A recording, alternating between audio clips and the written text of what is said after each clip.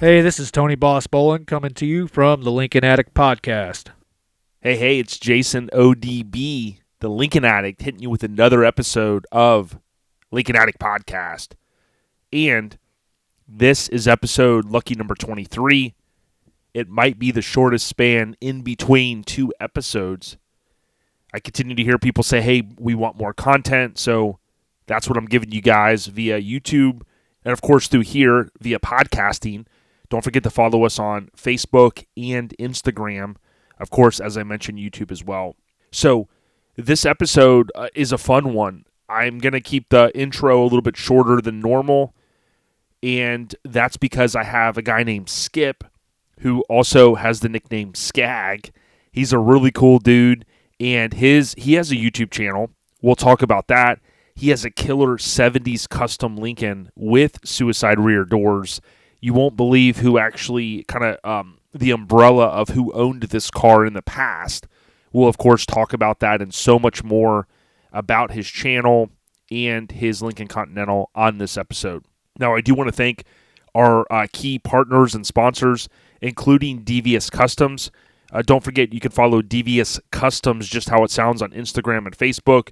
They make the best airbag kit on the market for these 60 Lincoln Continentals.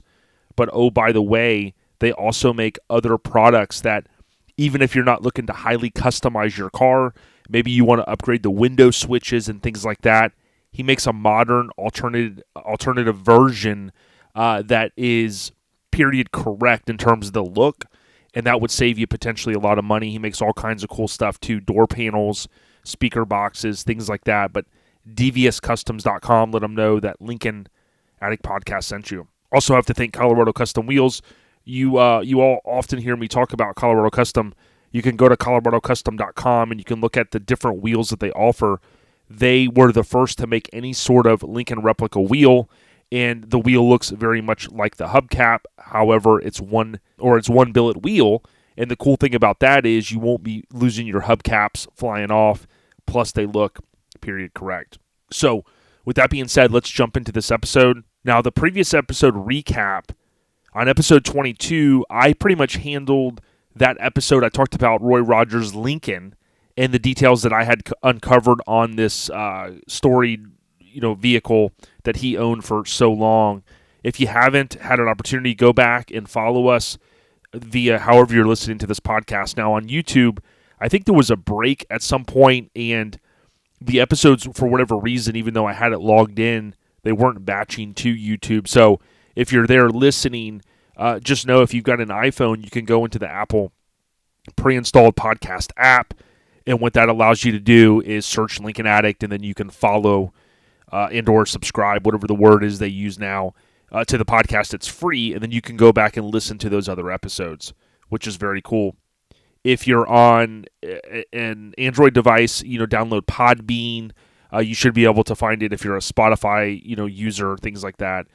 I've tried to go back and upload or link it out to all of the different platforms, and I'll kind of double check on that soon because, again, most of us listen to podcasts in a certain spot, like Pandora, Spotify, you name it, and I try to do my best to have it, branch out to all of those, different places.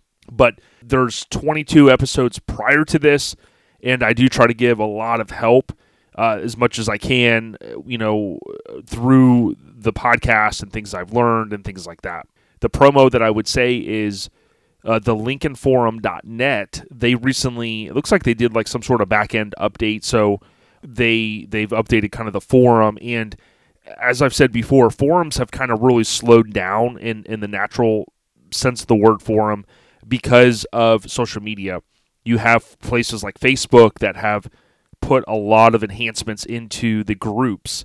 So now you can search a group and things like that. So, like for instance, our Lincoln Addict group on Facebook, if you join that, there's discussions in there. There's people posting tips, asking questions.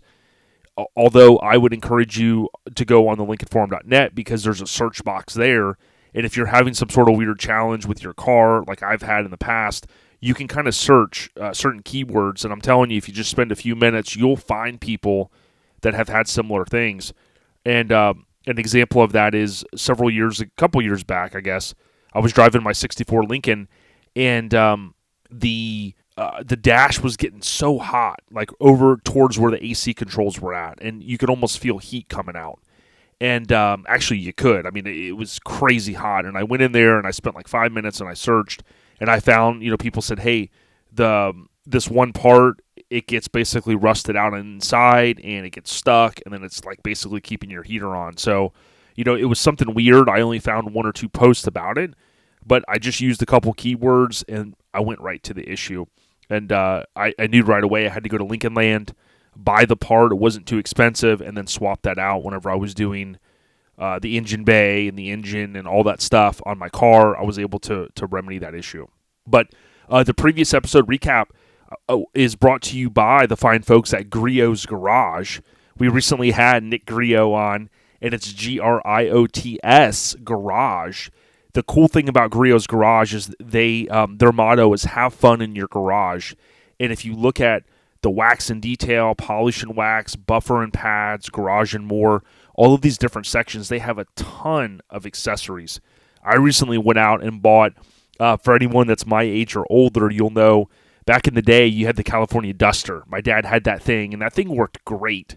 And I recently looked into buying another one, and everybody was saying their product had pretty much went into the ground, and it wasn't worth what they were selling it for. So I had went to a local place, and I picked up one of the similar products that Griot's Garage offers, and that's cool because where my car sits right now, I haven't had an opportunity to buy or have a cover made for it.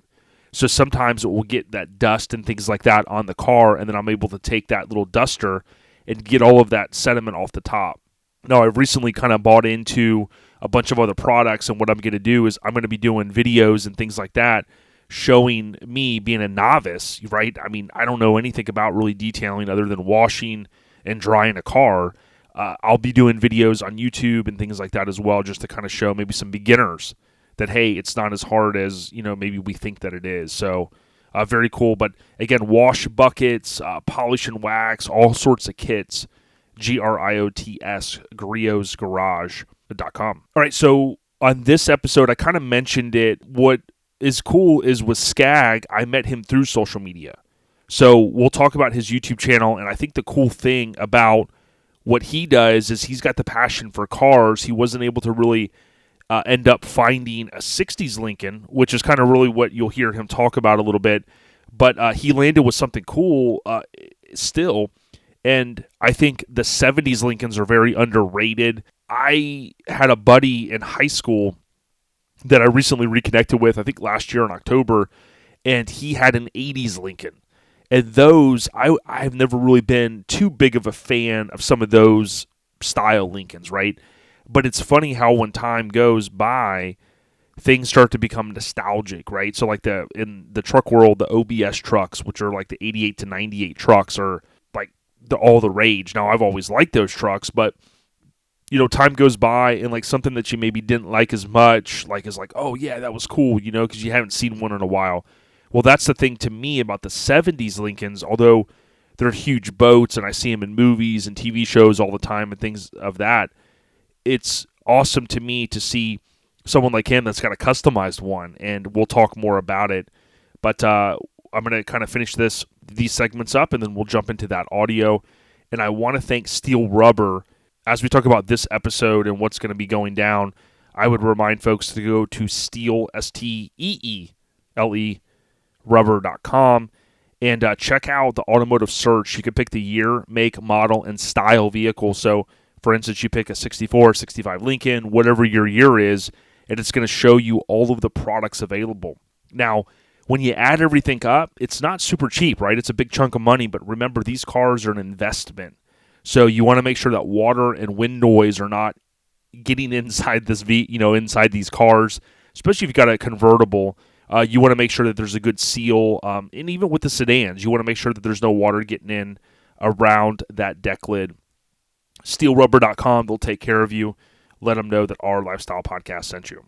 So Lincoln Life updates, really what I wanted to kind of share here is I have continued to book more wedding rentals.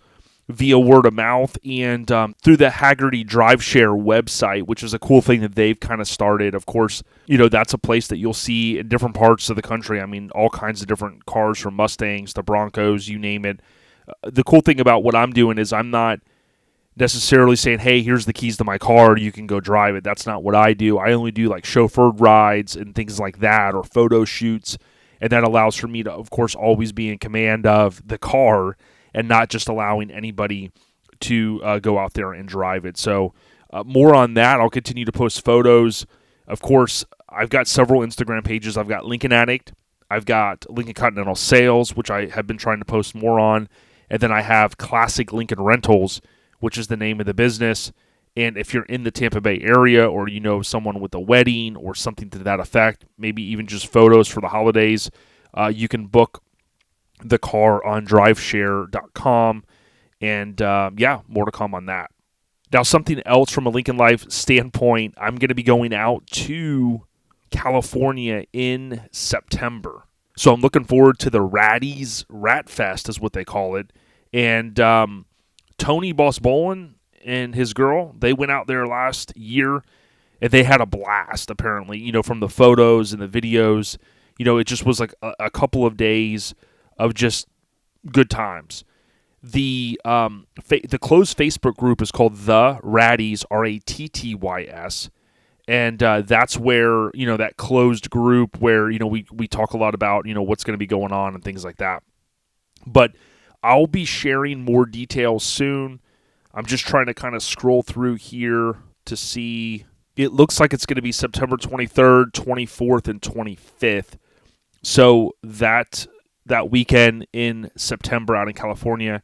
And we'll be talking to the Ratties more as that date approaches. The cool thing is now I've looked at flights, and there's several different options, flying into LAX or John Wayne or even Long Beach. Of course, some of the Ratties have said, including Rusty, said, yo, if you fly into LAX, we ain't picking you up. But I've got to figure out if I'm going to end up getting a car and doing some of the pop culture stuff and some of the other content that I want to do when I get out there. So, more to come on that. All right, just moving ahead, Lincoln sales. I kind of give these updates, whether it's a car I'm trying to sell, maybe some trends I'm seeing in the market. And here's my message this episode. Prices continue to go up, up, and up. Okay, my feedback to you is do not be afraid of an untouched car that needs everything. Okay, my 64 Continental convertible, I had bought knowing that it was going to need pretty much everything. Okay, I know, depending on where you live in the country, you may not have the resources and things like that. We're very fortunate here in Clearwater. We've got Lincoln Land, we've got Old Lincoln Parts, and then we have Blair Farmer, Teresa, and just some great resources. Okay, but I will tell you, I often see people buy these customized cars or something that's been a little bit, touched, so to speak, and they end up with something that's just been, it's just not good, right? My feedback is always get eyes on a car, whether it's yours or someone you trust or you hire someone to go look at it. I know in the past I have seen people be able to go look at a car and go, hey, in the photos, you're not really seeing this, right? So that's super important. I constantly have people that are looking for these cars. That's why I set up Lincoln Continental Sales. I kind of hit on that the last episode. But, do your research. Don't be afraid to buy something that needs work or that's been sitting. In my opinion, if something's been sitting in a barn for 20, 30 years, very much like what Mark experienced when we had him on, he found a beautiful blue convertible and it needed some work, but he knew that, hey, this car is solid, everything is there. And, now he's really enjoying that car versus, let's say you buy something on the internet and it's the price is increased because it's been customized or it's been lowered or whatever. And then, of course, you get it and you're like, okay, this air suspension's a homemade kit, this, that, the other, all kinds of weird issues. Stuff that photos isn't always going to tell the picture on, so to speak. And what I mean by that is oftentimes you'll see people, and I'm not even talking about Lincolns, but just in general, when they're trying to sell a car, they're going to take the best photos to show an angle so that you don't see, oh, this was welded on, or, oh, this is rusted out, right? They're going to try to take those photos, and oftentimes on eBay, I'll see someone that has one photo that's like 20 feet away from a car. And I'm like, okay, that's very suspect. It's like, where are these other photos at? Now, granted, if you scroll down to the description, sometimes it will link out where then you have 50 photos, okay, of high quality photos that are kind of off the eBay server or however that works. But, look down at the photos. If there's not a lot of photos, ask for them, okay? If they don't want to give you them, there's something suspect. There's some sort of hidden crap going on. I've seen people that are in the business that will also put cars up on lifts, and they'll spray a light coat of undercoating to kind of hide stuff. And when you look at it in photos, you're like, man, that looks good. That's all untouched, man. Wow, look at that. It's suspect if you see underneath a car that's 50, 60 years old, and you see kind of like a nice shine to it, and you're like, something may not be right. Now, again, you could have someone that's pressure washed it and maybe they just took a photo, totally understand.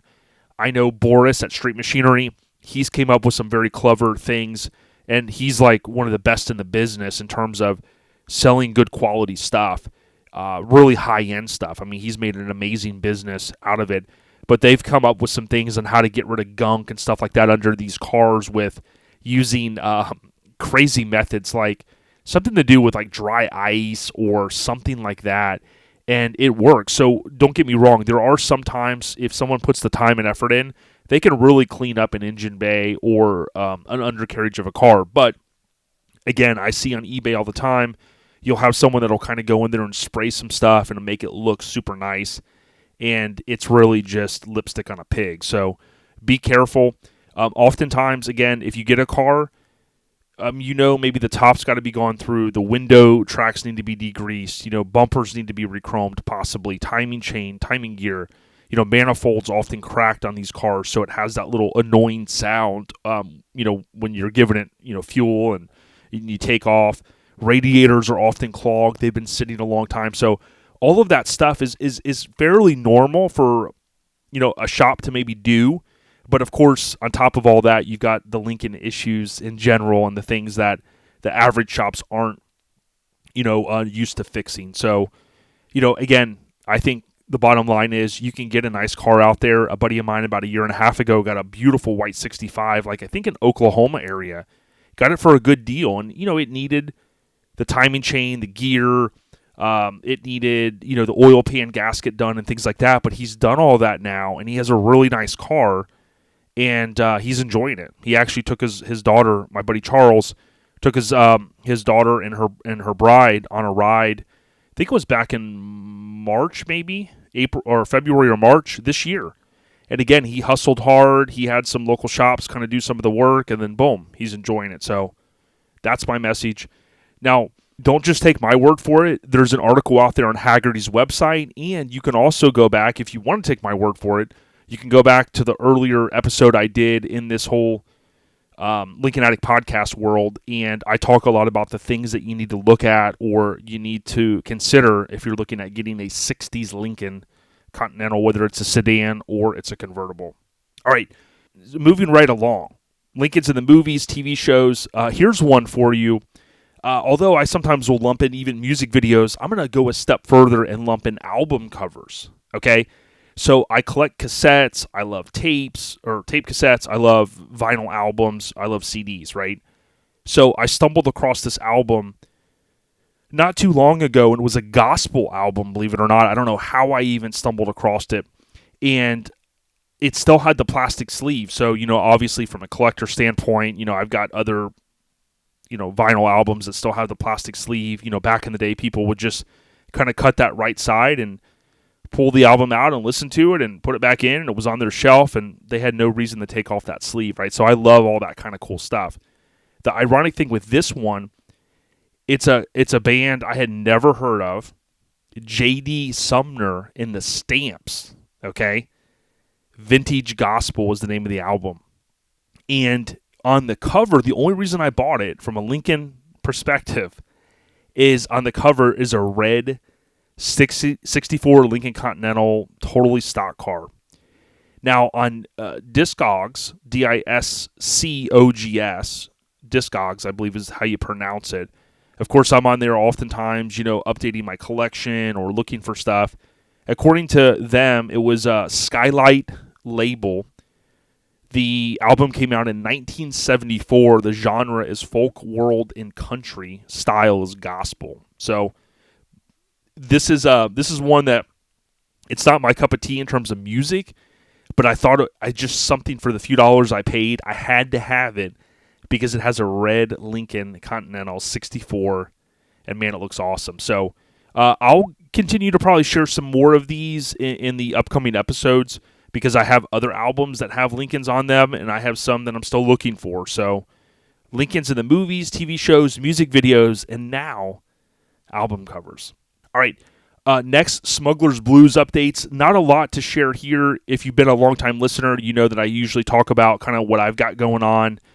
But I am doing some wiring in my home shop, and because of that, I was able to box up a bunch of stuff, and I'm hoping that once I start putting it all back, once the wiring's finished for the electrical, then I'm hoping that I'll be able to reorganize everything, maybe get some new shelves and things like that.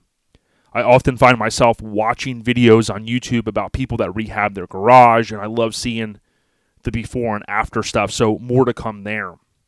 The bottom line is I'm looking forward to having really good lighting in there, so I'll be more apt to want to work later into the evenings on, after my day job. I did, one key update for Smuggler's Blues is I was coming up on May 1st this year, so a couple days ago, and I was looking back at past videos and photos, just trying to look for content to post, and I realized on May 1st of 2021, I had went through and ran some wiring and was kind of getting ready to finally install the kick panels in my car.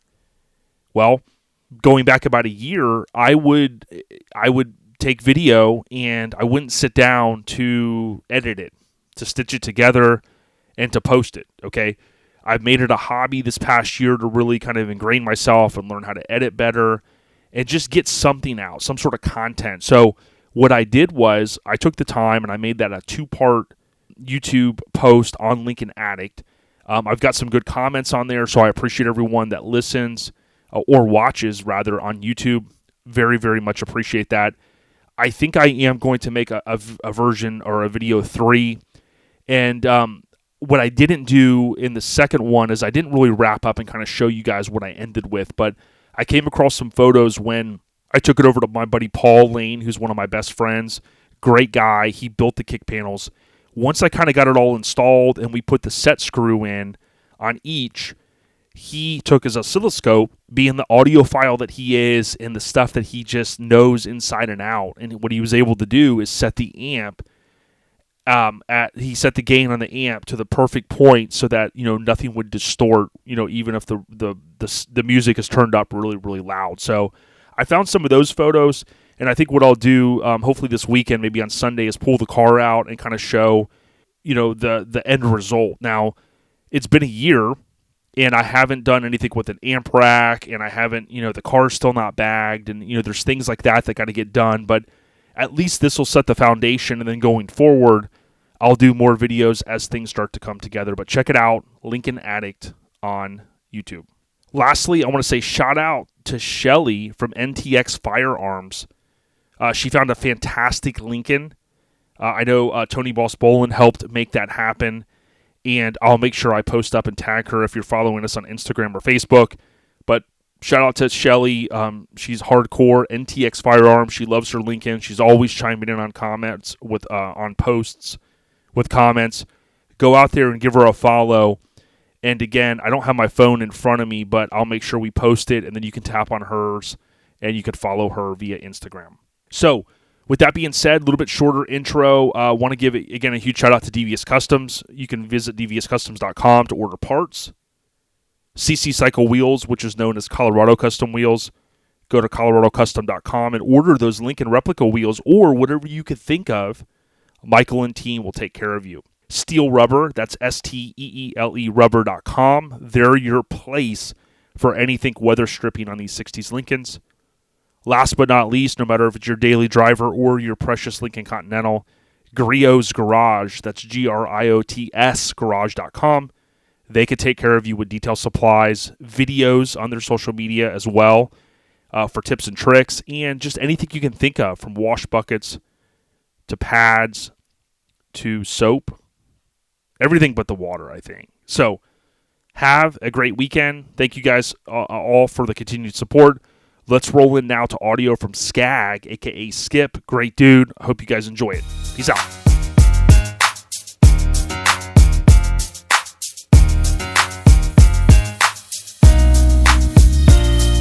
Hey. So as I mentioned, we're going to roll in here now to some audio with my friend Skip. And Skip, I just want to welcome you to Lincoln Addict Podcast. How you doing? Doing great, man. Thanks for having me. Hey, no problem, man. I love watching your content. We'll talk all about it. Now, my understanding is your nickname, though, and for folks, we'll draw the line in the sand now and say, hey, go out to YouTube and search Skagg, S-K-A-G-G, Skaggs with an apostrophe S, Garage. That's your nickname, right? That is my nickname. So is Skip. Right, Skip and Skagg. And that probably goes back to the old days, man. Was there a little story behind the Skagg nickname? Well, I've been Skip all my life. My dad gave me the nickname of Skipper, then it got shortened to Skip. But when Mick Jagger, well, I'm not going to say when he came out because he was out way before I was born, but my sister, she started calling me Skagg, like Mick Jagger. And it's, yeah, so that's where that came from, to be honest. And that's cool, man. Yeah. So between Mick Jagger and Boss Skaggs, because we were big rock fans growing up. So. Oh yeah, it was a great era, man. And my dad and I, rest in peace to my pops. We love Tom Petty, and Tom Petty's from Gainesville, and man, the amount of stuff I've consumed on YouTube, learning about certain things and stuff he played, and I mean, I tell you what, I mean that era is just amazing, and there's so much, dude. Love rock and roll, and I mean, how can you not, right? I mean, it's that Americana music. Yeah, Tom Petty gone too soon for sure. I know, man. Well, I wanted to kind of start off a little bit. I know you through the YouTube channel and the content you put out. We'll talk about it, but why don't you give a little bit of backstory on yourself, maybe where you grew up and anything else you want to share? Well, I grew up in Macon, Georgia, which is middle Georgia. Okay. And 4 of us kids, and I hit 18. I left Macon because Macon sucked. And joined the Marine Corps. I was in the Marine Corps for 6 years, traveled all over, Far East. Spent most of my time on the West Coast. And that's kind of how I got in during the mid to late 80s. Mini trucks, Lord, that's how I got into that whole scene. Yeah, it's pretty crazy to think, like, do you remember on the OLP podcast I produced, the truck podcast, we talk about what was kind of the gateway drug? Like, did you see something in terms of a car or truck, or was your dad into the stuff? Like, what was really that connection you maybe had? Well, my dad was not into cars, and it's kind of funny because my brother and I, we're both into cars. He's more Volkswagens. He likes his old school cars and old trucks, but he's into Volkswagens. But I was just into cars in general, and that kind of sparked when I was in California, and I spent a lot of time in Riverside. And on Sundays, these guys would roll through the lowriders. The mini trucks were coming out. You remember when they were slamming the Suzuki Samurais? Yep. Oh yeah. Dancing beds, stereos. Oh man, I was in heaven. Yeah, definitely. And speaking of that, I want to give a shameless plug to my buddy Kurt. He has a YouTube channel called 80s 80s Life. I had him on OLP, and he has a Slam Samurai from he lives the 80s life. And actually one that he had, you'll appreciate this, Skagg, one that he had before, which I do believe he sold. Now he's got another one that's killer. It actually briefly, for like a split second, can be seen in the NWA Straight Outta Compton movie. Apparently, really? Yeah, they were looking, because if you look back at I'm a huge hip hop fan. If you look back at some of the 80s stuff, like it was Cube or Easy had one. I think it was Cube's. It was like white and like with the pinkish colors to it, which is kind of funny to say, but it was like a white color. But so when they were filming, they were looking, and he kind of told the story a little bit over on Our Lifestyle Podcast. But I always thought that was cool, and I tell you what, man, those things are timeless, aren't they? Man, that was a great era. They are. You know what? Let me throw a little something in there about NWA. Okay. We used to go to the swap meets, and I have an original mixtape from Dr. Dre that we bought from them at a swap meet in California. No lie. it's been the tape is broken. Well, Sure. the shell that broken, but that tape is in another cassette, another shell. Right. Oh, But I wow. still have that tape. Yeah. That's insane. Yeah, because I think being it's funny. I'm a huge Dr. Dre fan. I've researched a lot. I've got his book. His mom wrote a book. The Rhodium is one I think they used to go to, but there were the Compton swap meets and stuff, and people do Hmm. collect a lot of that. And of course, that was the early days. Eve After Dark and all that, and they kind of hit on some of that in the movie. But it's crazy. Like, hear me out on this. I tell people all the time. It's like, okay, imagine being a platinum artist or producer in the 80s, 90s, 2010s, and oh, by the way, 2020s, he just led the Super Bowl. That's 5 decades, dude. I mean, that is Yeah. insanity to me, the longevity. So Yeah. we could do a whole episode on that, Skagg, We could. which I think is cool. We could. But it makes sense, right, to tie in a little bit to the West. Their culture of car stuff is so big there.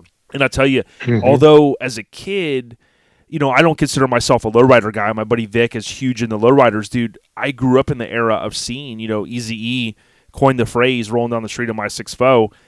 A lot of that stuff, like, I saw it over and over again on MTV, and then Ice Cube, had the I think it's called the Family Jewel Impala in the "Today Was a Good Day" video.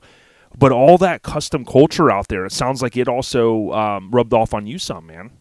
It did. It did. And then, when I got back, well, actually, my last tour when I was in the Marine Corps, I was in Japan.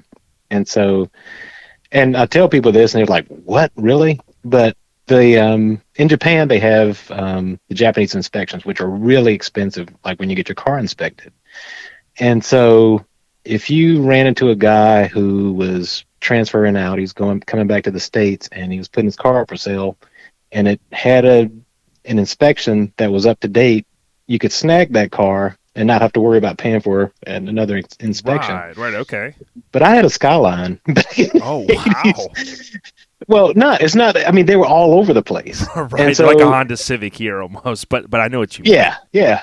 So actually, I got a little bit into Japanese cars. When I got back to the States, I had a Subaru, and I was the first when I moved back to Georgia. I was the first person to lower a Japanese car in Macon. Anyway, I didn't stay in Macon that long before I moved to Atlanta, but Yeah. it's just kind of funny. And then, from there, it's, coming back into American cars, but I still like the Japanese cars too. But Yeah. Well, yeah, and I meant to say, thank you for your service. It's a thing that sometimes, I always try to say that, my friends, some of our family, especially my wife's family, did serve. So thank you very much, man.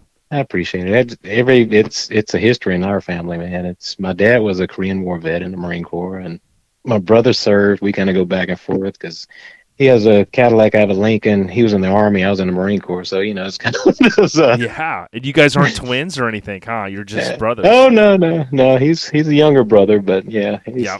Yeah. Two of that's my my best buddy. friends, they're twins, and they, they argue about everything, and not argue, but they razz each other about, well, I was born first and this, and they're very competitive. So it's kind of that brotherly love type thing. But yeah, very cool. In the truck world, in the mini truck world, I've had guys on from Australia on OLP. And one thing that's been unique that I've learned over the years is, like, here, I know we sometimes laugh the stuff that we see driving down the road in America, right? And I'm like, whatever, it's none of my business. But in Australia, they have kind of similar to what you were saying, a very strict rules. So, like, if you want to bag something, the way it's been explained to me is like here, in most places that you live in the U.S., if you want to do construction on your house, you have to have building plans, you have to have inspections, it's got to be done for life safety stuff, right?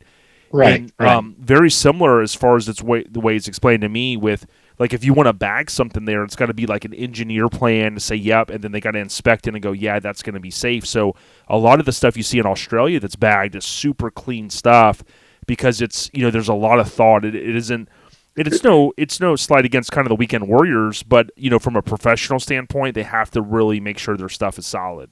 Yeah, one of the guys, and actually we had, I'm a member of an online Lincoln club called the Dead Gentleman Motor Club, and we have some members that are in Europe, and there's this one guy in particular, and he's in Germany, and he was talking about when he bagged his car. How I mean, you should see his lower control arms compared to like mine. They're like a tank, I bet. Yeah. Exactly. And he was saying how, you can't just do anything you want. Even though the car is 40, 44, 45 years old, you can't just do Wow. what you want to it. Yeah. Yeah, it's different. I know, and what's cool is, to jump into the automotive stuff some here, I got into the mini trucks, and guys were bagging them in the early 90s, and then the channeling, body dropping kind of comes in shortly after that. But what I always thought was cool is if you look at the older cars, like my buddy's got an 84 Cutlass. He loves them, Vic. And, just like with what we were going to talk about with your 70s Lincoln, a lot of those cars, I mean, dude, you just put a bag in there instead of the spring, and, the control arms were beefy anyway. So that's the cool thing I like about so many cars. And versus the trucks, you had to body drop and channel them to get them super low, like something like what you got, or an 84 Cutlass and stuff. It's like, man, you bag it on all four corners, and that thing is, pretty low. And that's one thing I like about older cars. Yeah. And, the 70s versus the 60s, because the 60s were unibodies. Yeah. But the 70s, like my car, body on frame, but the frame's channeled. So, I mean, so it's basically a body dropped. It's body dropped already. Yeah, exactly. So. Yeah, because you can lay them down pretty low, which I think is great. I mentioned earlier, again, if you're on YouTube, please do yourself a favor. I mean, obviously you're here listening to Lincoln Addict Podcast. You can go out and follow Skagg's, Skagg''S Garage, where you got a ton of videos, okay? Ton of videos out there, which I think is good. I love watching them. Talk to us a little bit about your setup, man, because, like, I always love seeing people's garages. You got this lift, you got this pretty cool setup. The floor looks awesome. Is that like at your house, man? Yeah.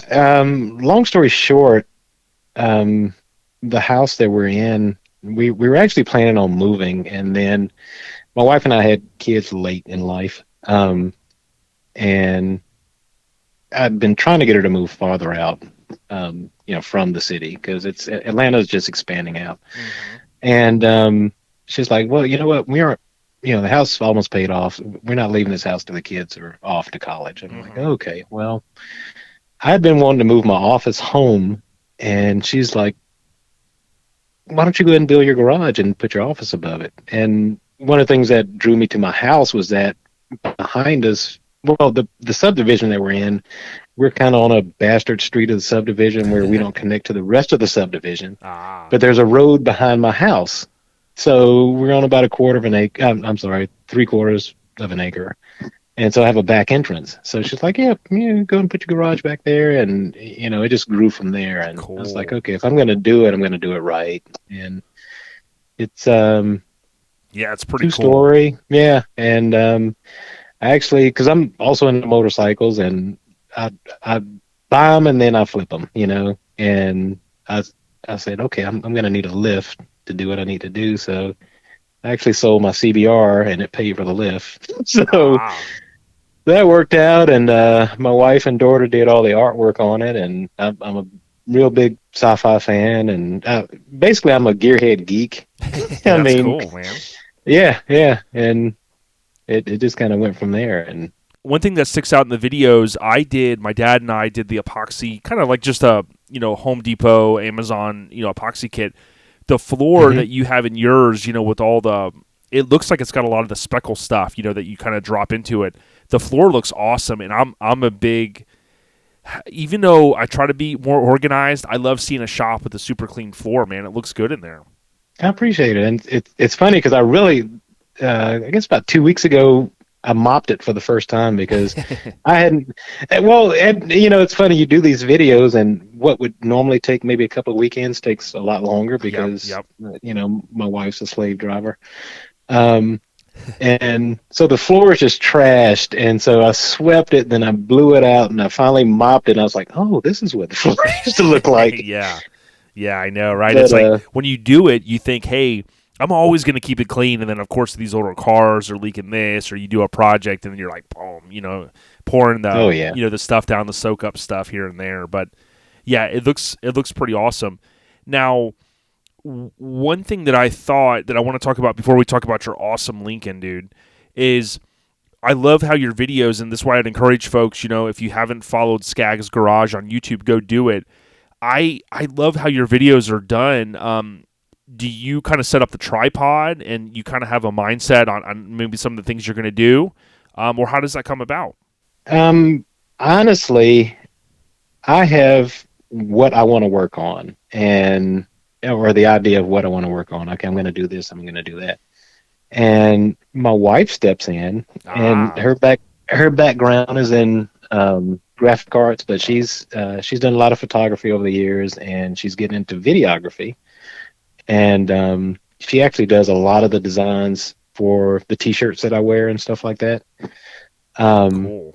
And so she sets up a lot of shots. Now, some of the videos I do myself, but I just hand her that footage, and she puts in B-roll, and I can't say enough how without her, none of this. The videos would be there, but the quality wouldn't be there. Yeah, you got good thumbnails. Like recent one talking about AccuAir E-Level. Like you got a good thumbnail photo there of the phone and things. Why don't you give her a shout out? What's your wife's name? Her name is Michelle. And awesome. And the name of she has a website, and she has Instagram. Well, and Facebook, Yep. But the name of her company is Creative Bubbles, and that's CRE, CRE, the number 8, TIVE.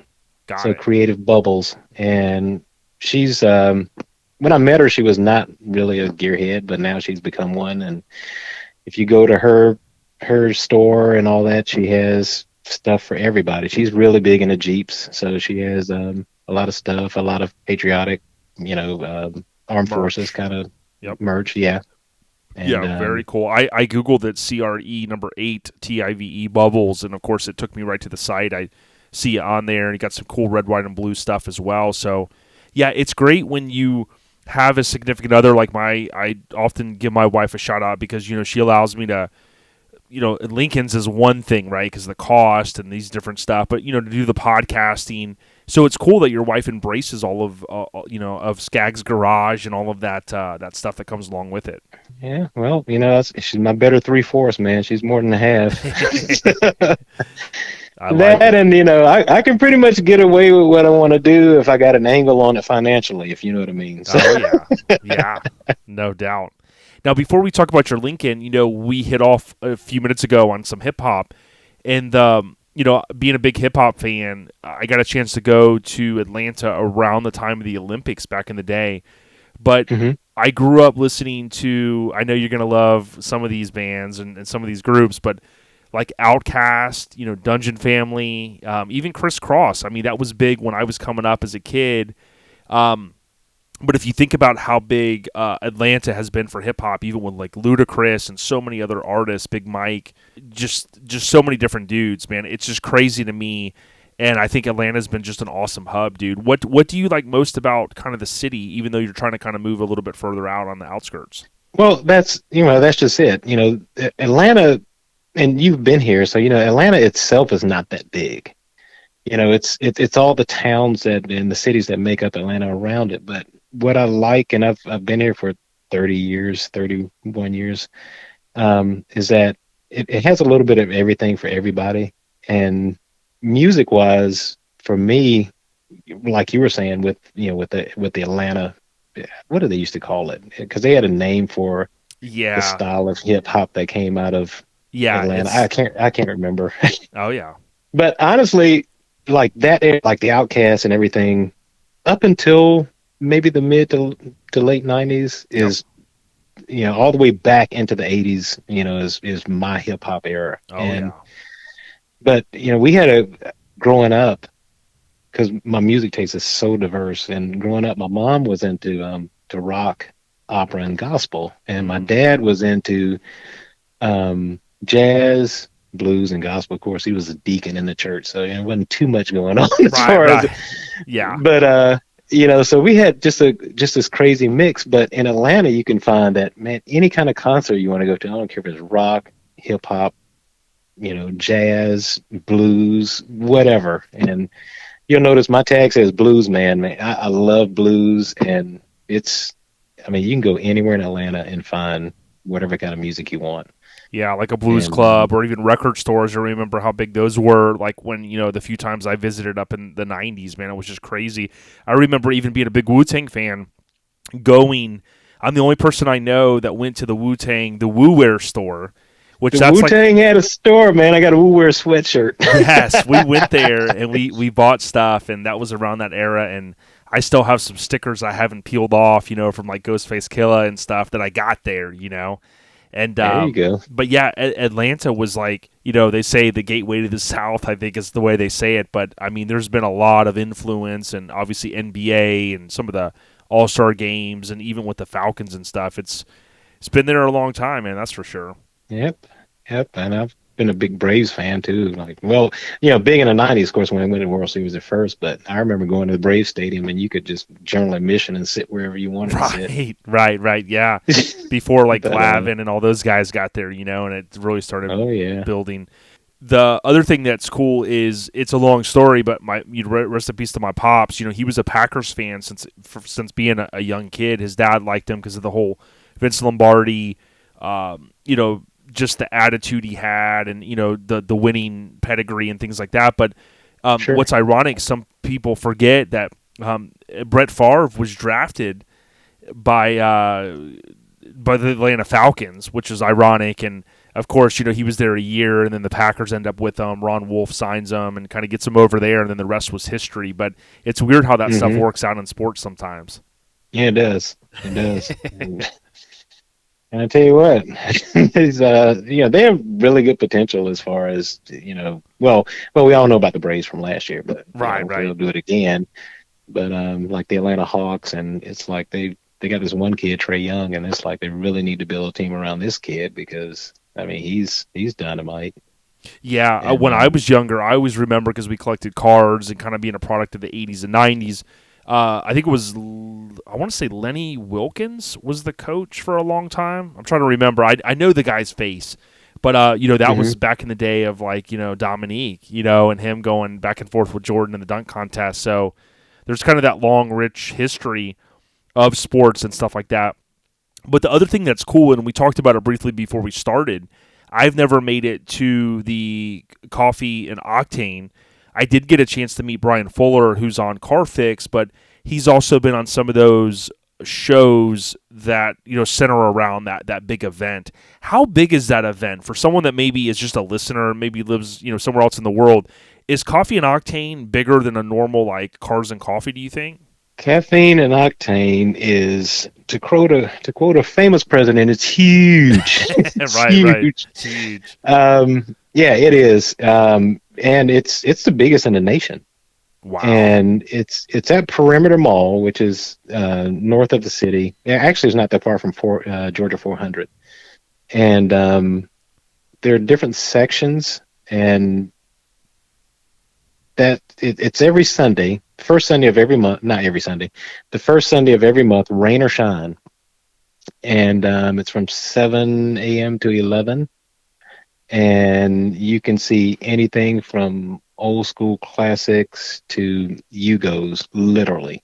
A lot of JDM cars, and then you have the car clubs that show up. The Porsche guys, the Lamborghini guys, the McLaren guys, the Mustang guys. Then every month they have kind of like a theme. They'll have the Jeep invasion. They'll have the Volkswagen invasion. They'll have, and it's Yes. always something new when you go, and you're guaranteed to see something that you want to see. Yes. Yeah, that's the cool thing. And I've seen photos in that show. I know Brian Fuller's kind of in there, the older guy.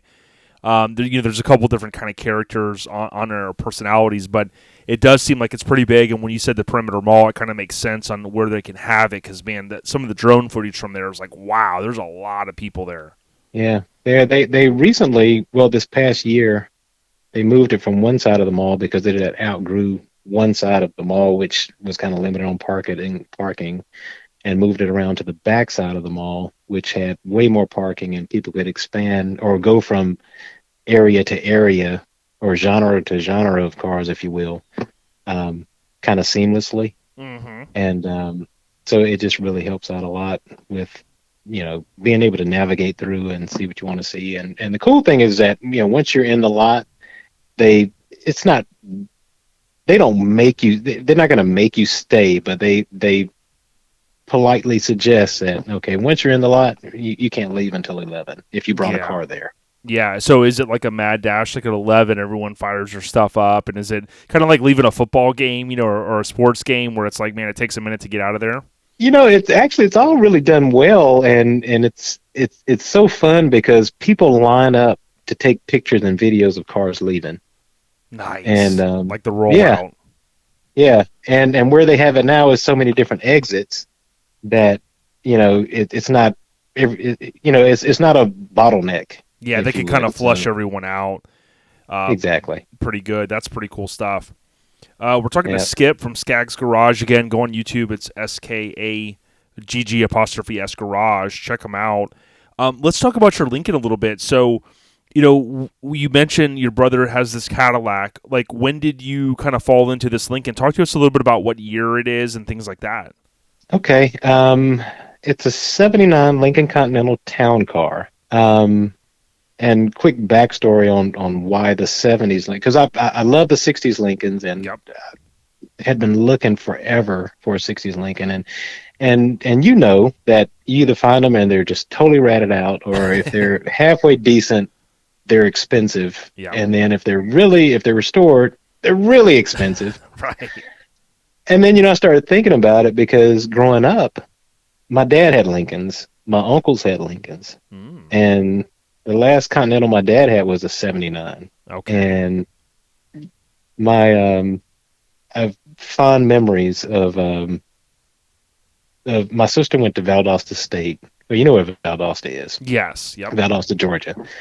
And I have fond memories of my mom. We're packing up my sister's trunk to go off to college, and that her trunk would fit in the trunk of the car.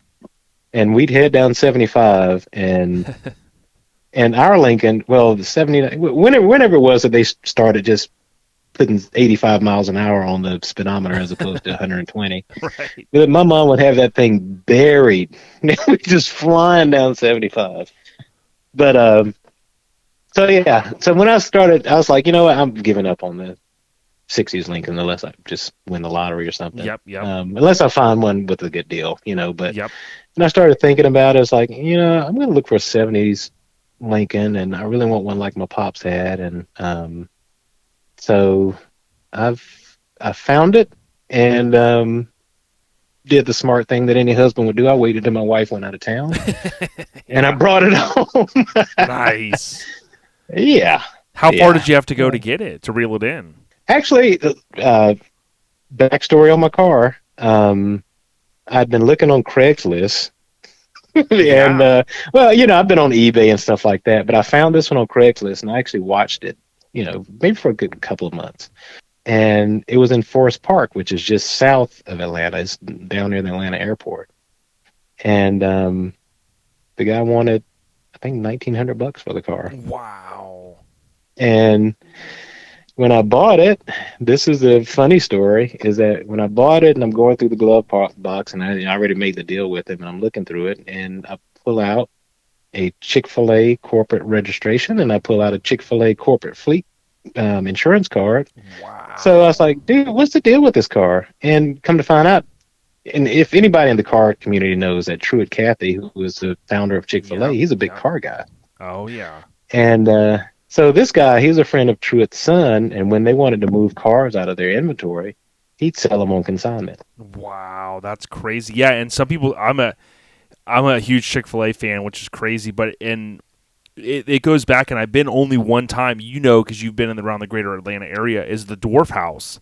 That was kind of, I think, even before Chick-fil-A. And I remember going there. I visited my buddy Doug. And the next morning, he goes, "You want me to make breakfast?" I go, "No, we're going to get on the road." And we headed south, and we went to the Dwarf House. And, dude, we walk in, and there's I always heard about it. There's it's like a Chick-fil-A buffet. I'm like, dude, this is score, man. Yeah. But that's cool. So to go back, so talking about Truett, S. Truett Cathy, I think it was. So that's what I had heard, that he was a car guy. Oh, yeah. He had um, and I kicked myself, man, because I kept saying that I was gonna go down or make an appointment and go down and have him to sign my car registration and my insurance card. And then he passed away. Yeah. But he actually had a warehouse basically, and you could actually book tours to go through and Interesting. take a look at his cars and stuff like that. And I hate that I missed it because everybody I've talked to that have met him is like he was just a great guy, and he'd pull out from his pocket and hand you a coupon for a free sandwich. Yeah, that's cool, man. That's Yeah. cool. Well, there's a Haggerty.com article, and although they're not a paid sponsor or anything, I have their insurance, and I love that company. They had an article several years back that said, today we celebrate the last of the Mastodon luxury cars, talking about the 77 through 79 Lincoln Continental town car and the town coupe. But Mastodon is almost a good word to use for those cars because you think the 60s are big. I swear the 70s are even larger, man. I got buddies with the '60s Lincoln, and everybody's like, oh, that's huge. I was like, yeah, okay, let me pull it beside you. You're like, hold my beer. I don't know if you drink, but you're like, hold my beer, man. Yeah, watch this. Right. Let me show you. But my dad used to tell, like when you said this hit a chord with me. When my dad was younger, he would sit. He had this uncle that was like the flim flam man, they called him, And it's funny, he actually had roots in Georgia, and he was the Uncle Flim Flam man, always looking for like the easy quick buck. But he had a Cadillac, and my dad would sit in the front seat, and he'd go, "Man, don't feel like we're doing 100, does it?" And it's crazy in these big boat cars with these big engines, right? Big blocks, with the torque and stuff, like you can cruise at 70, 80 miles an hour, and it's kind of like a new car because we've all ridden in new cars or driven them. Where you're like, man, I can't believe I'm doing 80 miles an hour. It doesn't feel like it, right? Or people are blasting past you on the interstate. These older cars, they could even kind of do that, and you don't even realize it. Right. Which I think is cool. We Caffeine and Octane had they stopped during the COVID, and I hope they bring it back. But they had a Caffeine and Octane at Jekyll Island, and I went down for that, and so that took us out I-16 towards Savannah, and then on to Jekyll. But on I-16, it's just there's nothing on I-16 but I-16, So it's had that needle buried and just rolling along, man. It's but not much off the line, but once you get them going, it's nothing to push them. Yeah, a buck on it, right? So you kind of established 79 Lincoln Continental town car. One of the most unique things about this car, right? So we sometimes see people, they comment on our stuff. They're like, oh, you guys ruin these cars, bags, this and that. And look, I'm all for like if a car is super, super, super, super nice, I mean, like it's hard to cut into them or bag them. I get it. And I get why people like certain things. I love custom cars. One of the things that sticks out to me is the rear doors. Talk to us a little bit about so the listeners get an idea of what's been done to the rear doors because it's not stock. No, I have one of only two that I know of and actually I can't even say in the U.S. because there's another guy in our car club. He has one that he did himself, but I actually converted the rear doors to coach doors. That's what Lincoln called them, but suicide doors. Yep. And it's kind of ironic because when I got the car, it was dove gray, and in my mind, the only thing that I wanted to do to it was paint it and put some wheels on it. That was it. I was going to drive it. Mm-hmm. And that old story we tell ourselves, right? Yeah, exactly. And so I ran across this guy who this friend of mine recommended him to me, and he's like, go see this guy. And when I told him what I wanted to do, and of course, my car being different, the 79 Continentals, they have the dogleg fender, that curves on the rear door. So I couldn't put two hinges on the rear doors to make them open, like coach doors. And so I ran this guy. He said, "Oh yeah, I can do it." And so that's how it all began. It's like I hadn't even thought about putting suicide doors on this car, and okay, this is going to happen. This is going to happen. Yeah. And so we made it happen. That's pretty cool. And with the story behind the car and what it is, with the history of the car, I've had people, how could you do that? Because you're talking about Yeah, the purist and things like classic. that. Yeah, but I'm like, okay, this is a '79 Continental. There's nothing special about it. If there ever was a base model made of a '79 Lincoln Continental town car, I had it because it had nothing close to what my dad had in his car, which Really? his was fully loaded. He had the quadraphonic 8-track. He had the mirror mounted thermometer, so you could just glance out the window, see what the temperature was outside. Um, his had the Sure Track, which was like an early version of anti-lock brakes, Okay. and of course they all had the automatic headlights. And my car, it had an AM/FM radio that was not stereo, just AM/FM radio. Okay. And I think the only extra that my car had is that it had a CB. And I think that was probably because it was a corporate fleet car. Yeah, and you said CB, not CD, because they didn't have CD players then, right? Right. Yep. A Citizens Band radio, breaker. Rest in peace, C.W. McCall. There you go, man. Yeah, you got the history. I think of like Smokey and the Bandit and some of those movies, as a kid, loving them, of course. But so the Convoy song, right? Eastbound and down. Yeah, I'm talking about we got a mighty convoy trucking into the night. Look him up, man. Everybody think that it was Vanilla Ice, but C.W. McCall was the first white rapper. Okay, right. Yeah. Dig it, man. I'm telling you. Yeah, no, I don't disagree, Skagg. So in the truck world, you got guys back, in the OBS days. Now they're called Chevy OBS trucks. The Tahoes that were the shorter version of the Suburban. So I had a Suburban. I love big vehicles. Love this. I had a blue one. The Tahoes, it's very similar. So like the window only rolled down a little bit because of the dog leg. And then when you had guys that, lay these out, they put these huge wheel tubs and they kind of come into the door jam area. So to your point, there's some vehicles that are a little tougher to do the suicide rear doors because you don't have as much meat there, to be able to mount like a dual hinge or whatever you're doing. When he ended up doing it and you got this beautiful car and it's starting to kind of come together and whatnot, was it a process of like dropping it off and waiting months and months, or like how did all of that go with the suicide rear doors? Well, honestly, with like a lot of projects like that you put in the hands of somebody else, and the guy that did is great. We're still friends to this day. Yeah. But he was big into customization and stuff like that. He actually came out of Miami. Okay. And so he did a lot of celebrity cars too. And it just so happened that my car went in a little bit before he took on a project for Chauncey Black from Blackstreet. You remember him? Yes, I do. Okay, yep. Blackstreet.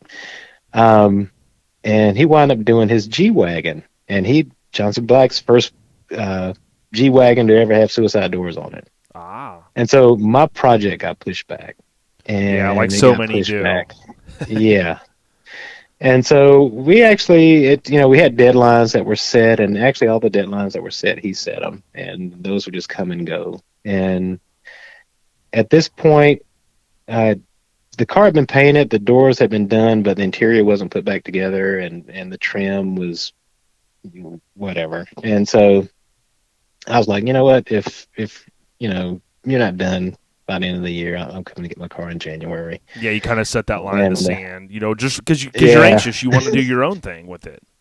Yeah, and I still had stuff to do that I was going to do, because basically his job was paint, and he did the fab on the doors, which honestly I could have did the door handle swap, because I'm proficient in that, but he did the hard work of the heavy lifting of like the major modification. Yeah, the big hinge that lives in there that holds the door, and they're still working fine to this day. Yeah. Well, my buddy Matt Torgerson, back in the day when I first got in the mini trucks and he's bag and body dropping and stuff, that was one of his specialties. He had a certain way to do the suicide doors, and there's trucks that have been around 20 years at suicide doors, and they have not sagged at all, which I think is cool. he even had there was a guy in Orlando that he kind of knew, and I forget.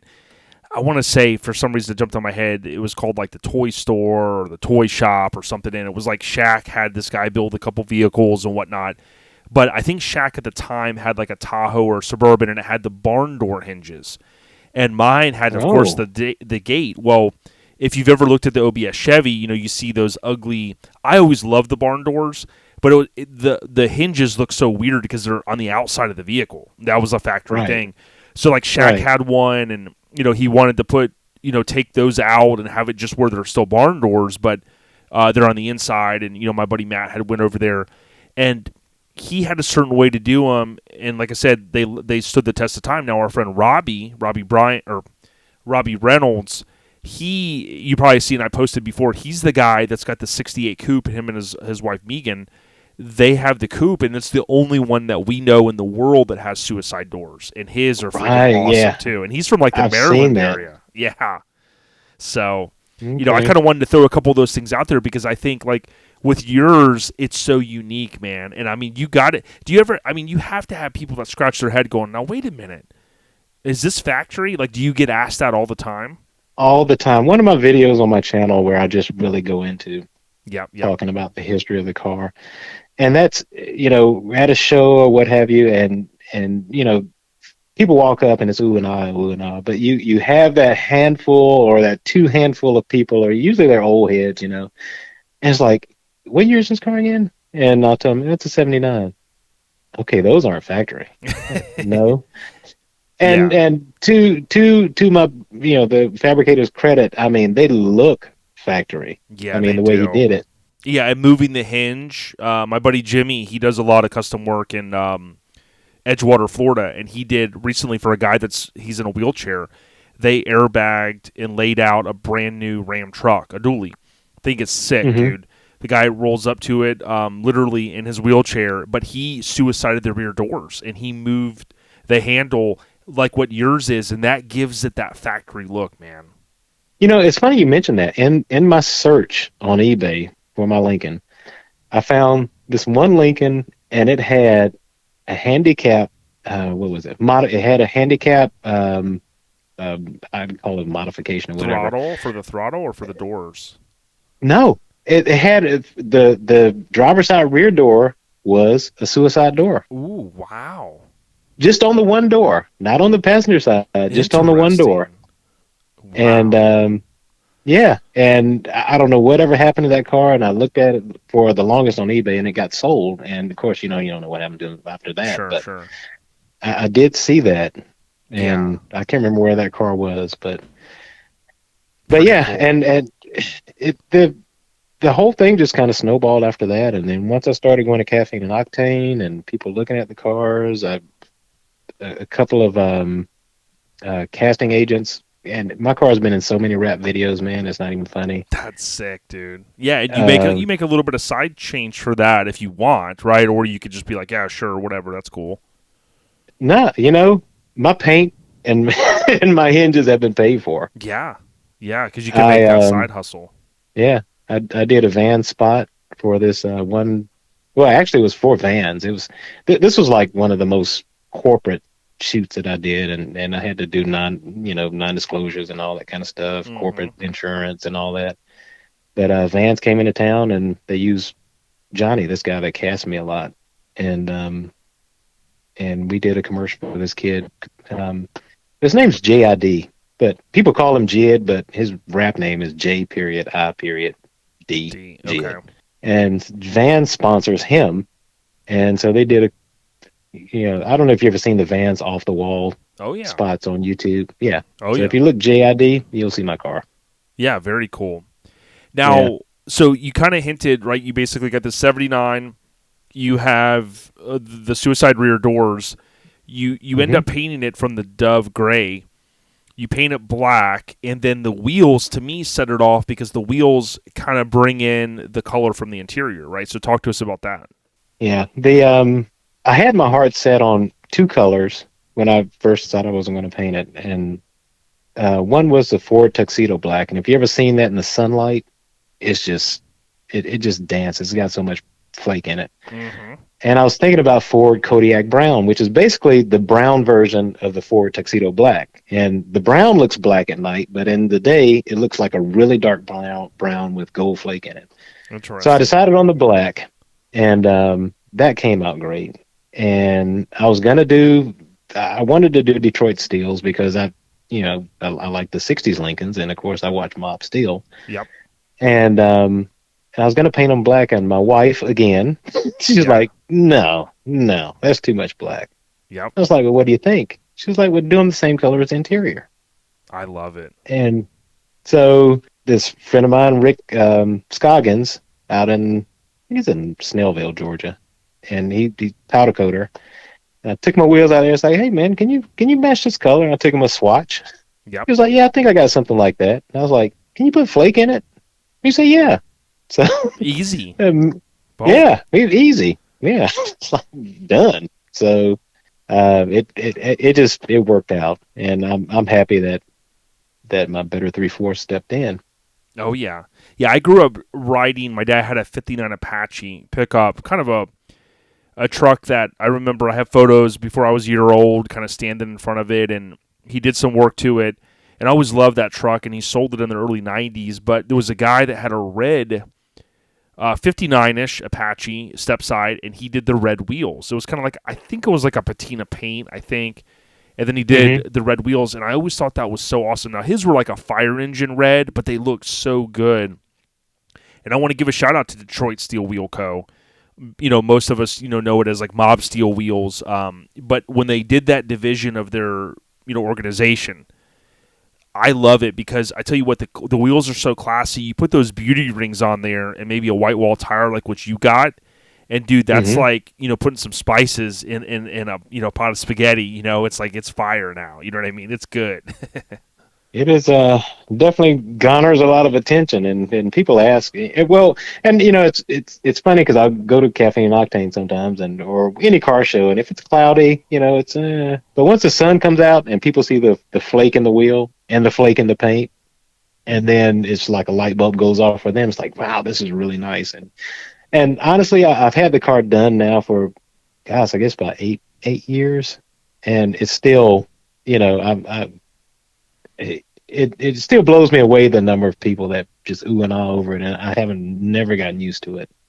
Yeah, and I would tell people very similar into like the truck scene where the C10s like grew to this crazy level, and then everybody was always like, what's going to be the next thing? And like the Chevy OBS, the 88 to 98s are kind of referred to as, we Hmm. all knew they were going to come back around, and now those have just exploded and blown up.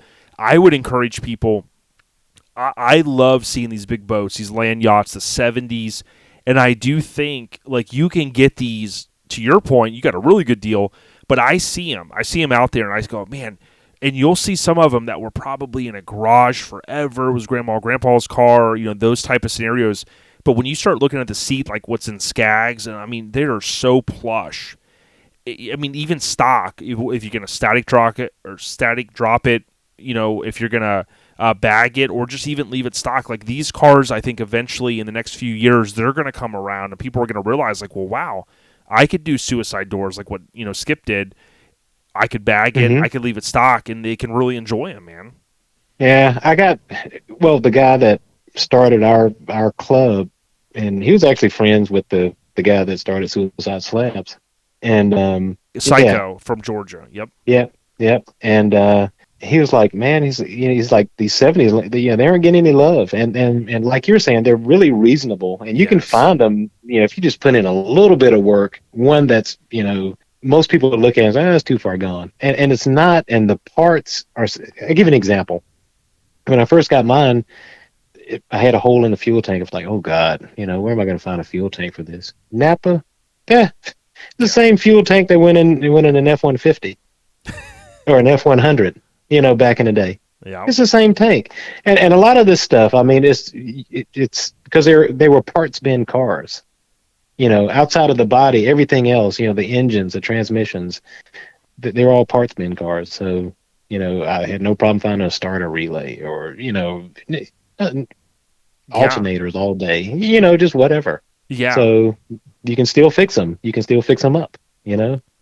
Yeah, and I think Chris, I got to ask Teresa from Lincoln Land. I think Chris Dunn from Lincoln Land, I believe he helped either build or put together or do some work on a couple of the cars that were in the American Gangster movie. So obviously, Yeah. that movie, telling that crazy story of the drug kingpin and stuff like that. But from that era, they have to have, to your point, some of the movie stuff. They have to have the era period correct vehicles, and of course, the '70s was huge for all that. But yeah, I mean, Hmm. from gangsters to grandmas and grandpas or whoever. I mean, these cars could still be gotten for a reasonable price, and you'd be blown away sometimes seeing them for 40,000 miles. All original, and you get in it and it smells like a new car. It's crazy. Yeah, mine had 60,000 miles on it when I got it. Yeah, And the back seat, the only detriment to my car was that it had been sitting out in the weather for so long that the vinyl was starting to crack and stuff like that. So I did redo the the seats in leather, but I kept the same design, as far as the cushions and whatnot. But yeah, I mean, you see them and they can be had and just brought back to life, and it's my my only I guess the sad part about the '70s Lincolns is that a lot of guys grab these cars and they I mean, derby racing is I still know. a thing, Yeah, and you can't kill these big cars, yeah, and so a lot of guys snatch them up for demolition derby, yeah, and because they're just that's the sad part. they're mastodons, almost like we said earlier, and apparently. It blows my mind that the '60s Lincolns point, and there's a guy out in California. I know he's had a lot of dealings with that, where these guys will, they buy him for that, and then they'll let him pick some parts off it and stuff. But it kind of blows my mind that the '60s Lincolns were apparently used for that for a certain extent. But yeah, when you start getting into these things, I mean, they're so big, and they're almost like what a lot of people have told me, when the '60s Lincolns were like 10, 15 years old, you start getting into the late '70s, and they're starting to hit about 15 years old. They were kind of like throwaway cars. You could buy them for $500-$800, and a lot of that was because the gas prices, of course, and things like that. But I do think the ones I've seen in person, they look cool, and people can get them. So, but when I think about your '79, we talked about you got rear suicide doors, you got the smoothie wheels, Detroit Steel Wheel Co. It's bagged. You got some stereo in it. The interior looks fresh. Like you said, you kind of redid some of the seats. Is there anything next on it, or do you go, hey man, I'm very content and I want to like work on my bikes, or what's next for you? Um, I'm glad you brought that up because I am chomping at the bit to put a 7.3 liter Godzilla in that car. Really? Yes. Now, if not in that, because okay, my car, the '79s. If you look at the progression of the Continentals, because they kind of changed them up from the early '70s up until '74. Then you had '75. It was '74 to '75. Then '77, '78, and '79, they were pretty much the body style that you see that looks like mine.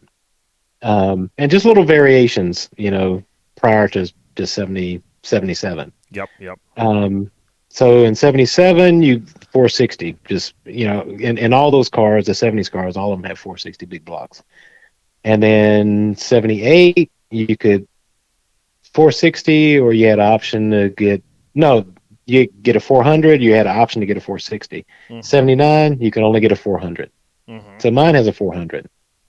And Interesting. if you're a Ford guy, okay, the 400 and the 460 is basically, the 400 is not a big block, but it's not a small block either. It's kind of that in between bastard child. Mm-hmm. And you could fit a C6 transmission behind it, but it's still, and two barrel carburetor. It's just anemic basically. Yep. And so yeah, I've been smitten by the Godzilla bug, man. It's So you would do a motor swap, but keep it more period correct. Not go, I'm going to do a Coyote or anything. Because I mean, dude, those things have huge engine bays, so you could be able to take that thing out and then finesse in a new one, man, pretty quick. Yeah, and what's funny about if you research the Godzillas, they aren't that much different in size than a Coyote. Well, actually, they're narrower than a Coyote because the Coyote got the dual overheads, but the Godzilla, it's a in block camshaft. So It's a beast.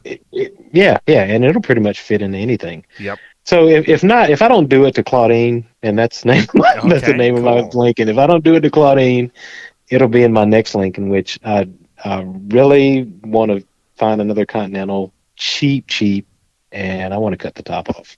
Nice. So you want to do a roadster? Yeah. We had Detroit Deviant on. He's in the greater Orlando area. And I was looking back. It was ironic because I was looking back at photos today that he shared over the years in the Lincoln Forum. And, he is a very highly skilled, like, this guy does some crazy stuff. And he has like a 66, 67. And he Hmm. basically made it a hard top, removable top. And if you go back and you look at some of his stuff, and he was doing a lot of stuff on YouTube, and I think he's kind of panned off a little bit. But, dude, like, his car from an engineering standpoint is going to be like just insane, and he's been working on it a long time. Hmm. But it's always interesting to me people that want to take on an advantageous a big project like that, because it's not easy. But if that's something you want to do, man, by all means.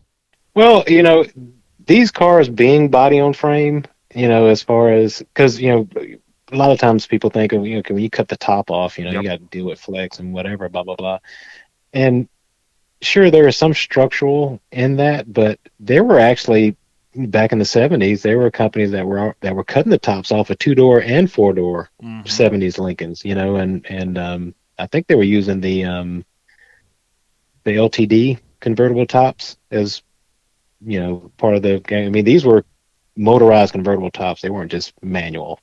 Hmm. So, I mean, you can cut the top off of them and not worry too much about the car just folding up on you. Yep. But actually, I've seen a couple that I'm kind of following now that the top's already been cut off, and I'm like, you know what? I can get it for the right price. Yeah, I think I Yeah. might do that. Yeah. Finish it There's up and throw the Skagg touch on it. Yeah, you got to.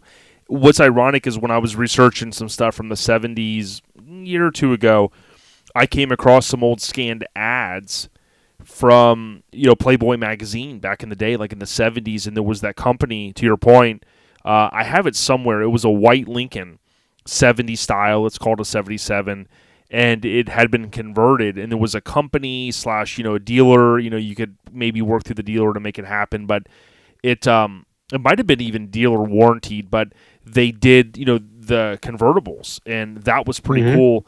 And when I was younger, I always thought, like, why aren't there more convertibles? And then as I got older, I kind of had read some stuff. I don't know all the back history, but it seemed like with the National Highway Transportation Safety Board, Yep. whatever, and all that stuff, there was something that had happened from a safety standpoint, and then they go, and there was an immediate decline from the OEMs maybe the next year, where it was like they made 200. So the 60s era like was quickly like gone. Now granted, yeah, you can go buy a BMW, and you can buy, my mother-in-law had a Jag. I think she has a Jag that's a little convertible, like a newer style one, so you can get Hmm. them. But keep me honest, it was something to do with the safety and the way things were going at that time. Yep, it was, and some of the U.S. manufacturers were afraid that they were going to ban convertibles in the U.S. Insane. Yeah, yeah, and I mean, and this is a time too where you start like my car. I got these huge bumpers that sit way off from the grill, and they got the bumperettes on them because of all the highway. Safety The stuff. name. Yep. Yeah, thank you. Yeah, yeah, yeah. Yeah, the National Highway Traffic Safety, whatever. Yep. Yeah, and that's why we have all the ugly bumpers that stick way out, and even the cars that were imported from Europe have all the big ugly rubber bumpers on them. Where you look at the European version, and they were just so sleek and cool looking. Yeah, yeah, it is crazy to think how things are kind of driven now.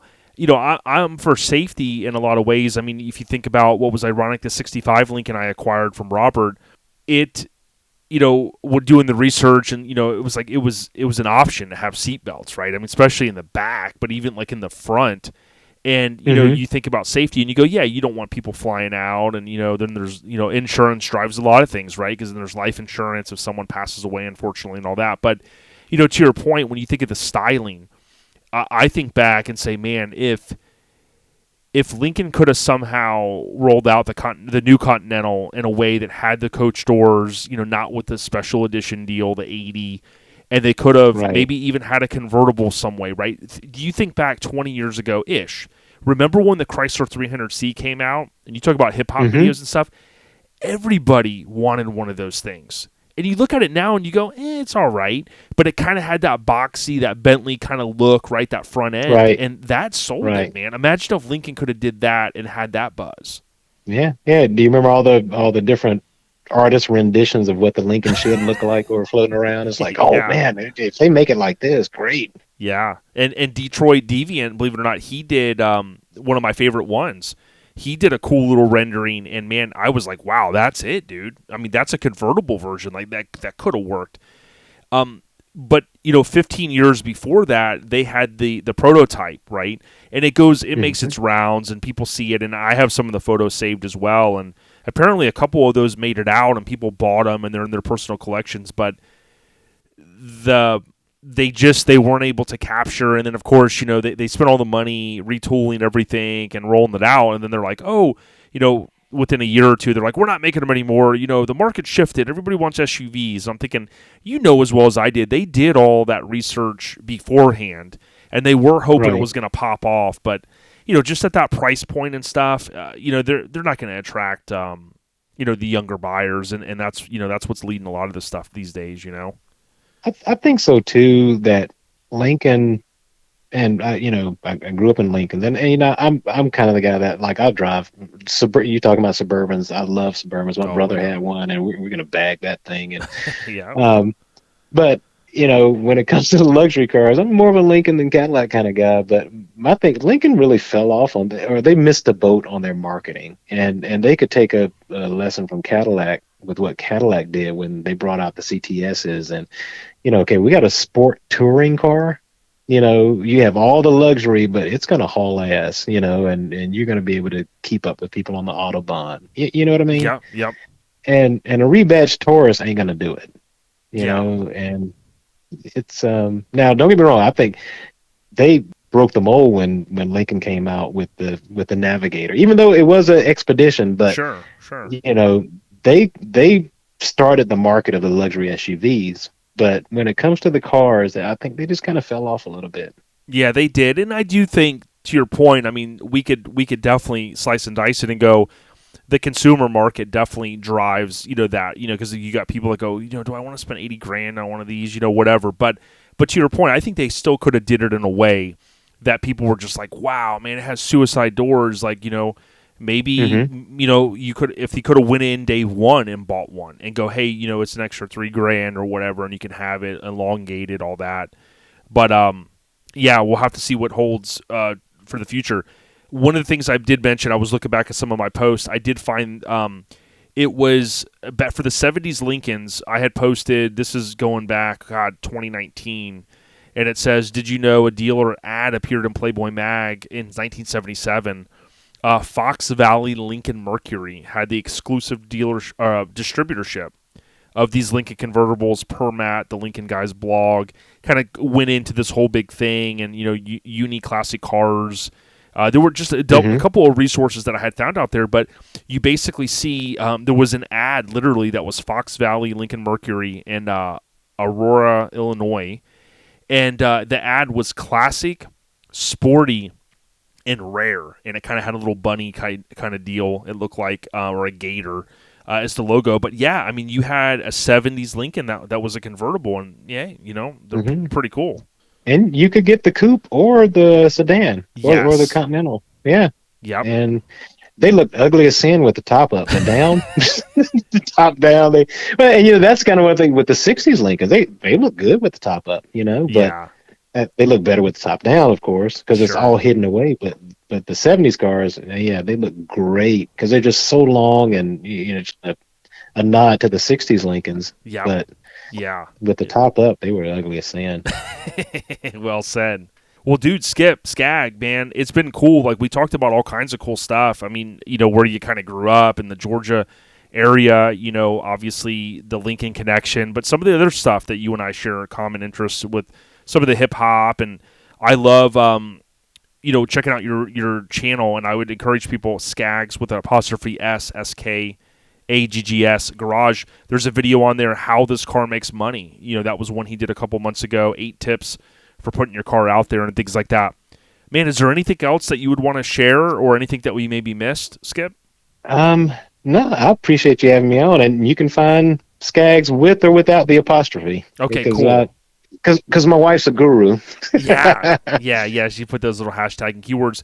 And we would also want to reinforce that when you go to the channel, you can click on, I'm looking at it now, Shop Skaggs. And when you click on that, it takes you over to the Creative Bubbles site. And you can pick up cool things like T-shirts and different mugs, the Evil Abe custom tumbler. I'm thinking about getting me one of those. So you got a lot of cool stuff going on, man. Everybody look. When my wife did Evil Abe, I was like, put that on my wall. Yeah. I want a shirt. I want a sticker. And when I go to shows, people look like, where'd you get that shirt? And I mean, it's just so, because a lot of people don't even know that Lincoln is named after Abraham Lincoln, the Lincoln motor car. And trust me, I'm taking a whole bunch of those to Detroit when I go. Are you going to the 100 year? I don't know that I'm going to go. I'll be honest. I know that they've done some things throughout the country, like some different things. But when is the event you're going to? It's in August. August, I think. Yeah, it's in August. So it'll be kind of maybe tied up to the Woodward Dream Cruise because I know Mob Steel's maybe posted about some stuff. Yeah. Yeah, cool. And normally I drive my car. I drive it. I mean, my wife's from North Carolina. We go to North Carolina. We go all over Georgia. It's been to Florida. But I think I'm a trailer it up there because the roads are just so crazy. Yeah, I've been there. I went to the Woodward Dream Cruise years ago when we went up to Indianapolis for Indy Truck Bash, and then we kind of went to Woodward first, and I didn't get to experience it all. But man, that would be cool. And I'll have to look it up. I don't want to say for sure, but I do think I've seen Mob Steel comment about that. And that would be super cool, man. I'm glad to see, although I take my fair share little digs at Lincoln, I do appreciate them embracing with some of the little videos they've released and some of the throwback photos. I really appreciate them for that. Yeah, but that's it's kind of what I'm doing this summer, and I, like I said, I appreciate you having me on. Yeah, ask your wife Michelle. I'm a sticker junkie like a lot of I'm sure the listeners, and I'd love to buy some of those stickers if they were available. So, if they're out there and I'm missing them, let me know. But, man, if you guys did the Evil Abe sticker, dude, sign me up. I'll buy a sticker pack for sure. You know what I mean? I will do it. I'll do it. Good stuff. And trying to keep the 70s Lincolns, put them at the head of the game, trying to beat out the 60s Lincoln guys. So, yeah, for sure. It'll never happen, but, I can dream. Yeah, for sure. And go check out some of his recent videos. AccuAir, we partner with them over on Our Lifestyle Podcast. I'm a big supporter of their brand. He's been going through kind of some things, fine-tuning stuff. So go check out some of his videos, and you'll get a chance to see the world of Skagg. And, dude, thank you so much, man. And I can't wait to link up, maybe if it's at a Coffee and Octane or maybe even at this other event up in August. Looking forward to getting a chance to meet you in person, dude. But keep doing what you do. Ride low, man, and to keep living that Lincoln life. Will do. Thank you, man. Can't wait to shake your hand. Thanks, brother. I appreciate you, man. Thank you, man.